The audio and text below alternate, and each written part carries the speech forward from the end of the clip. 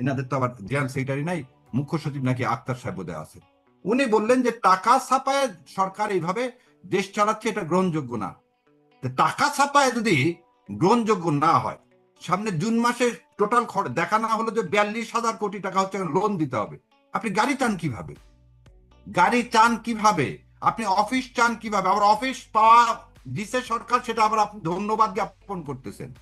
So এই সার্কাসটা যেটা হচ্ছে, সেজন্য বলতেছি শুনেন, মুখে অনেক কথাই বলা যায়, যখন বলেন আমিও চিৎকার করে বলি না যে কি খারাপ আওয়ামী লীগ আর ভালো আওয়ামী লীগ, আদর্শ কোনদিন খারাপ ভালো হয়? তাহলে আমি বলবো যে যারা যারা গাড়ি চাইছে আর অফিস চাইছে তারা খারাপ এনসিপি, আর ভালো এনসিপি হচ্ছে যারা এমপি না তারা তারা ভালো এনসিপি। আদর্শ হচ্ছে হয় খারাপ হবে, না হলে ভালো। আপনি বললেন যে যারা ভালো ছাত্রলীগ তারা এনসিপিতে যোগ দিতে পারে, আপনার দেউলিয়াত্ম কতখানি? মানে আপনি এখন দেখতে পাচ্ছেন তো যে আপনার আদর্শ বলে কিছু নেই। আবার আরেকজন বলছেন বিএনপি আর এনসিপির আদর্শ কাছাকাছি। এনসিপির আর এক নেতা বলতেছে বিএনপি এবং ইয়ার আদর্শ কাছাকাছি এনসিপি, মানে এর সাথে যেমন ছিল 18 দফা, জিয়াউর রহমানের 19 দফা, তাহলে এনসিপিরও মনে হচ্ছে এখন 18 দফা আর 19 দফা। তাহলে ভাই এইসব জুলাই টুলাইয়ের জন্য সবাই আমরা যেরকম এখন আন্দোলন করে যাচ্ছি, আপনারা করেন না, দিস এ হিপোক্রেসি।